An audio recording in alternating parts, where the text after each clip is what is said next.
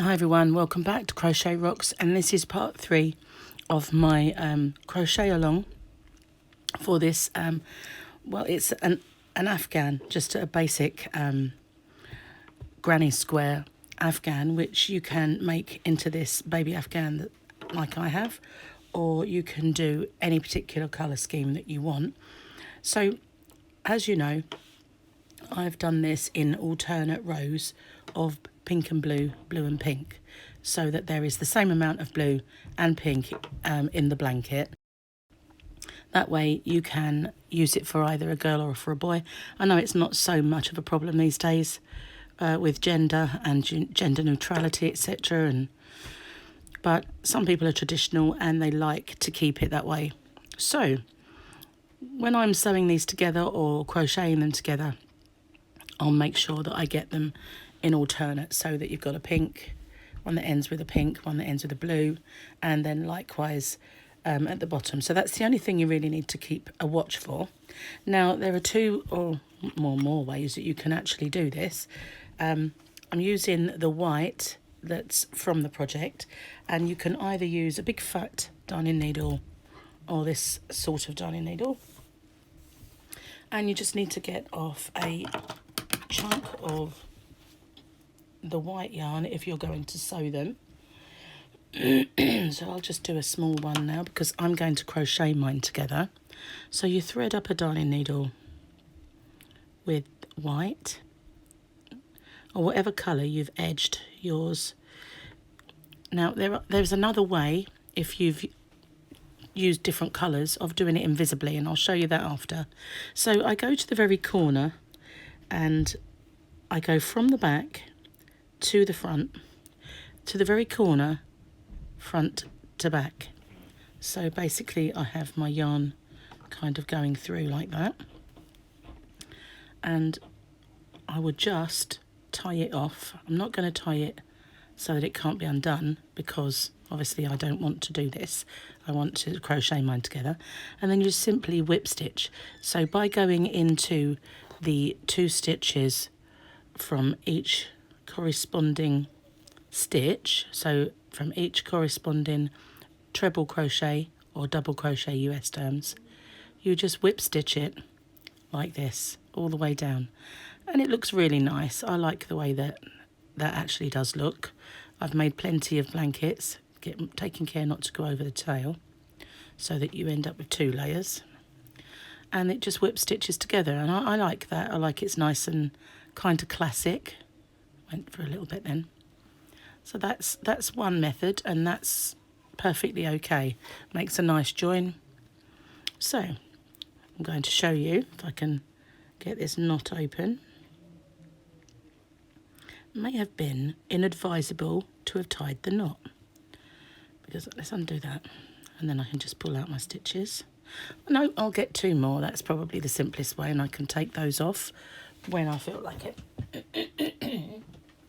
So I'll get some more white yarn, and I'll show you how to do that invisibly.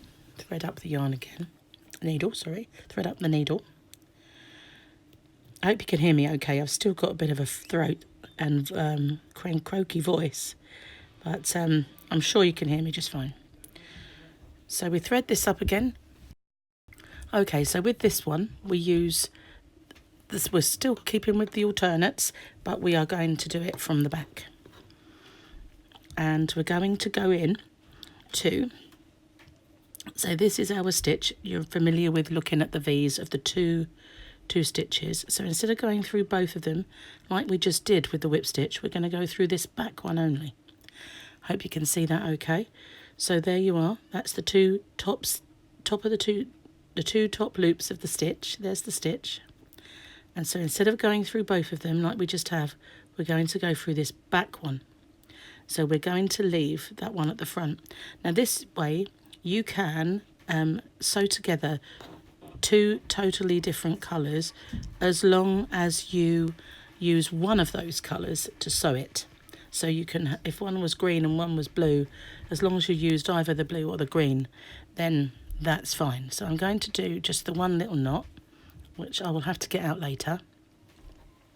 Now with this one, I'm not going to do it very tightly, so you just catch that one loop at the back and that one loop there, which is here, and then you whip stitch them together.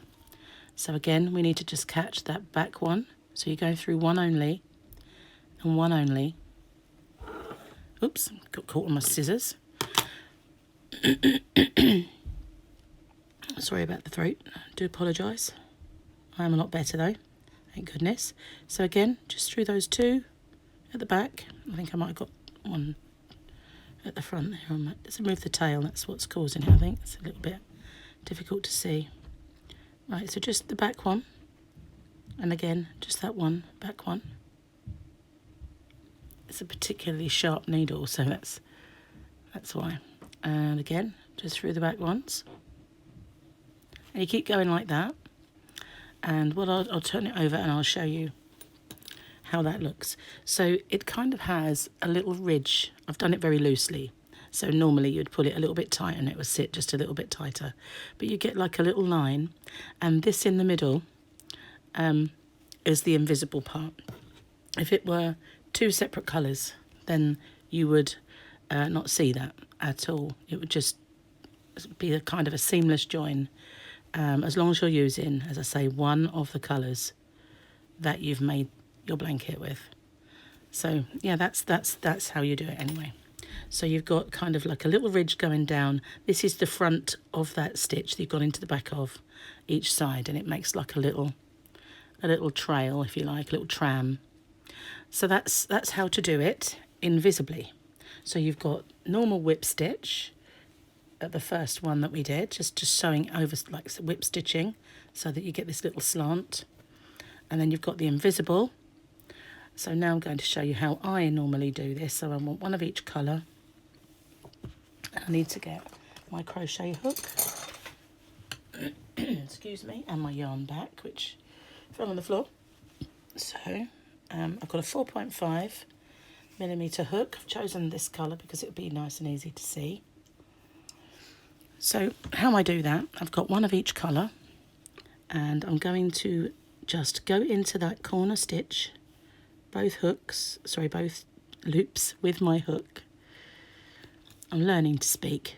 I'll get there eventually. So we go into the same stitch this side, just push it in. It's hard to see from this angle.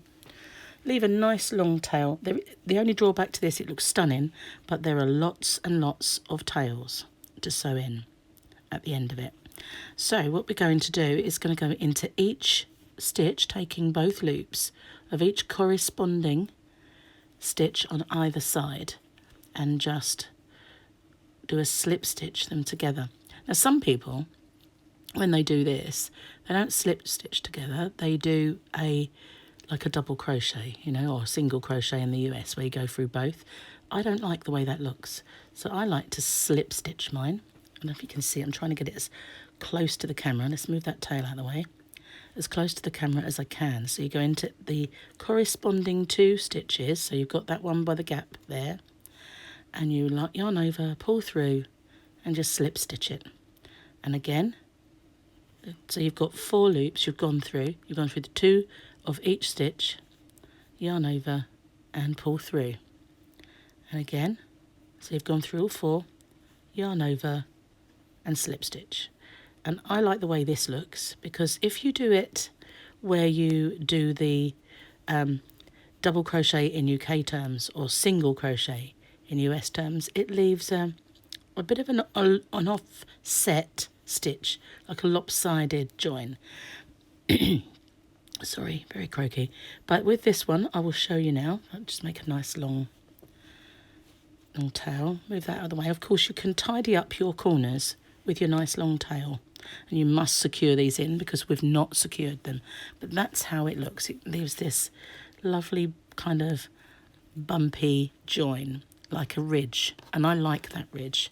I'll bring it close up. See, that's what it looks like, and it's a nice even ridge, which is what I like about it. I'll show you the other method, if I can just see if we can see the difference. So you'll go in, just need to hold it a little better. Go into both, bring up your loop, and do your single crochet US terms, double crochet UK terms, and it leaves a slightly more raised and offset ridge. But if you prefer that, then by all means use that method. But I'm a slip stitcher myself. But there you are, that's, so I can get that out of the way. And you see the difference, it's way more pronounced, and it leaves this kind of bump, which is a little more offset than I would like. It just feels like it's leaning to one side. So I'm not keen on that. I much prefer it with the slip stitch method, which is what I've always done. So you've got 3 ways that you can do it. You can do it invisibly with a whip stitch at the back loops. You can do it with a whip stitch for the whole thing, which when you pull it a little tighter, it does do just like a little nice little slant. Or you can bite the bullet and do this, but the only trouble is you will have a lot of tails, and you do need to secure these beginning ones because otherwise it will unravel. So I just use that to either tidy up this so that it's nice and tight, or you will get a little tiny diamond, should I say, a little tiny diamond where you've joined them, and you can use your yarn tails to just secure that so that it looks perfect. But that's how I join mine, like this. It's my preferred method, but you can use whichever method you wish. There is a join as you go as well, but although I've done that with mile a minute, I'm not really keen to do that with the granny square. But I hope you've enjoyed that. This is part 3. Once I've sewn all mine together, I'll come back to you and show you the border. So I'll leave you with that one for now. Thanks so much for watching. If you haven't already, please subscribe. I'll put a link to parts 1 and 2 into the description boxes, and I'll link all of mine together.